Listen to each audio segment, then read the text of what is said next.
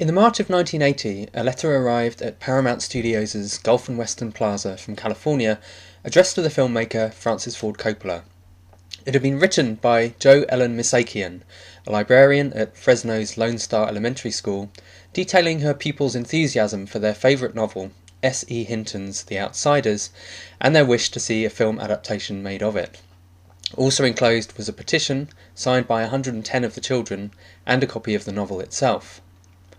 Unexpectedly, some 3 months later, the school received a reply from the director's producer, Fred Roos, explaining that Coppola would read the book and get back to them about it.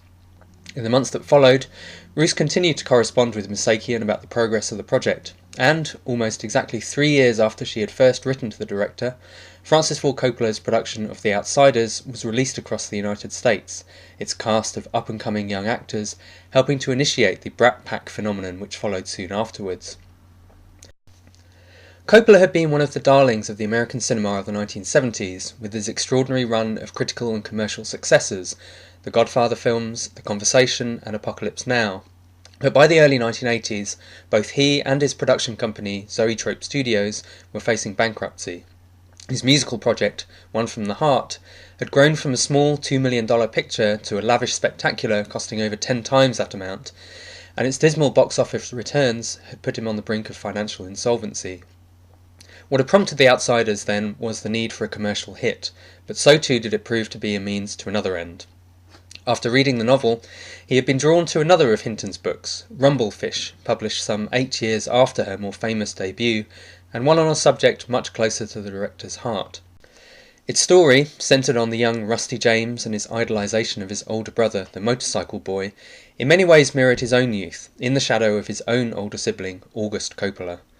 While a bout of polio had rendered the young Francis a sickly child, and achieving only mediocre grades at school, August had been the gifted one, going on to earn a doctorate and eventually a professorship in comparative literature in the early 1960s. Francis remained in thrall to his brother's intellect, even after he had achieved his own fame and fortune, and Rumblefish's closing dedication makes clear both the love and gratitude which he had had for him. Family was, of course, a major theme in his Godfather films, but while Francis's dynamic with his more esteemed brother might be seen to be reflected in Fredo and Michael's story in The Godfather Part 2, Rumblefish would be the first of Coppola's more personal works dealing with his own relationships more explicitly, a theme which he has continued to develop and refine in some of his more recent films. The casting of Rumblefish would be a family affair too. Having used his sister Talia as an actress and his father Carmine as a composer in The Godfather, in Rumblefish it would be the turn of his daughter Sophia to appear on screen, as well as his nephew Nicholas, August's son, who chose for this film to take the stage name Cage in order to avoid charges of nepotism on his uncle's part. Work on the adaptation of Rumblefish began during the shoot of The Outsiders, with Hinton and Coppola working on the script on their days off. Despite commencing in Tulsa days after the end of that film's production, with some of its cast and largely the same group of technicians, the director wanted the film to be as aesthetically distinct from the former film as possible. Bright, saturated colours and naturalistic framing, replaced by a stylised, high-contrast black and white palette, and distorted, wide-angle compositions. For visual inspiration, Coppola and production designer Dean Tavoularis would look to earlier film history.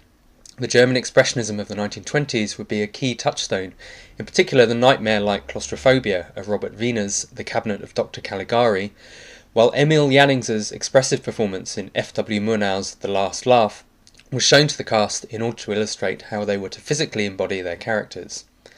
Closer to home, another visual reference point would be West Side Story. As with Walter Hill's The Warriors, Rumblefish featured highly stylised fight scenes, here choreographed by ballet dancer and director Michael Smewin. The film's prominent and repeated clock imagery was a nod to the expressionist master Fritz Lang, as well as imbuing the film with a similar sense of fatalism, dread and destiny that the American films noir of the 1940s had done. But so too does it underscore one of Rumblefish's central themes, that of the unreliability of time. Again, this will prove to be a motif explored in Coppola's later films, such as Jack, Youth Without Youth and Twixt, but here it finds its most elegant expression, assisted by police drummer Stuart Copeland's percussive score and time-lapse photography inspired by Godfrey Reggio's Koyaanisqatsi, which Zoetrope had produced 1 year earlier. Rumblefish is a film soaked in the iconography of mid-20th century America, but its strongest influence might perhaps be that of a French Algerian. The look of Mickey Rourke's Motorcycle Boy was based on philosopher Albert Camus, a visual homage which underlines the film's exploration of existential questions. As with Willard's journey upriver in Apocalypse Now, Rusty James's story is a metaphysical one, in which the shackles of society must be broken and the weight of the past lifted in order for him to become truly who he really is.